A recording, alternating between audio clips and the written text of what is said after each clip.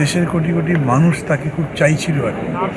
মানে যখন দেশটা ভালো কিছু হবে তখন একজন ভালো মানুষ, দৃঢ় একজন মানুষ নেতৃত্বে যিনি দিতে পারেন তিনি থাকতেন আমাদের সঙ্গে। তিনি আমাদের সঙ্গে থাকতে পারলেন না, এটা খুব দুঃখের। বাংলাদেশের গণতান্ত্রিক আন্দোলনে তার একটা অবিস্মরণীয় অবদান ছিল। যেখানে খুব বড় রকম আপোষকামিতা চলে, সেইখানে আপোষহীনতার দৃঢ়তার একটা উদাহরণ ছিলেন তিনি। এবং এই সময়েও গত যে 15 বছর ধরে আমরা লড়াই করেছি, এরশাদের সময়ের কথা বলছি না, তখন তো সেটা দেখিয়েছিলেন। এই সময় তিনি খুব দৃঢ়তার সঙ্গে লড়াই করেছেন, প্রচুর কষ্ট সহ্য করতে হয়েছে তাকে। আমার এরকম মনে হয় যে মানে এত বড় মাপের নেত্রী, গণতন্ত্রের সংগ্রামে এত নির্যাতন বক্ষর ইতিহাস খুব নাই।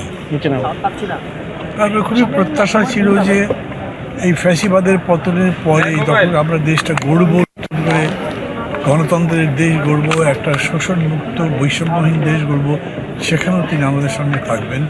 খুবই দুঃখের বিষয় এটা যে উনি থাকবেন। আমার কথা নয়, দেশের কোটি কোটি মানুষ তাকে খুব চাইছিল আর কি। মানে যখন দেশটা ভালো কিছু হবে তখন একজন ভালো মানুষ, দৃঢ় একজন মানুষ নেতৃত্বে যিনি দিতে পারেন তিনি থাকতেন আমাদের সঙ্গে। তিনি আমাদের সঙ্গে থাকতে পারলেন না, এটা খুব দুঃখের। নতুন এবং ফিরে আসা গ্রাহকদের জন্য নগদে চলছে ক্যাশব্যাক সহ প্রতিদিন হাজারো উপহার জেতার সুযোগ। হবে আশা আর ফেরা, সারপ্রাইজ সেরা। মানে সম্ভবত এই দুঃখ আমাদের অনেকদিন বয়ে বেড়াতে হবে, তার স্মৃতি আমাদের মধ্যে থাকবে।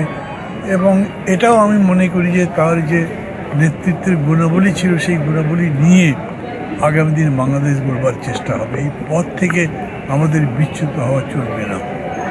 আমি তার আত্মার প্রতি জানাচ্ছি, স্মৃতির প্রতি গভীর শ্রদ্ধা জানাচ্ছি, আর আল্লাহর কাছে কায়মন করতে চাইছি। যদি আমি মনে করি যে তার মতো মানুষ নিশ্চয়ই তার জীবনের শেষে পরপারেও আরও ভালো থাকবেন, জীবনেও ভালো থাকবেন, বেহেশতবাসী হবেন। আল্লাহ তাকে নিশ্চয়ই অনেক অসীম করুণ দয়া দেখাবেন। তার পরিবার সবার প্রতি আমার গভীর সম্মান।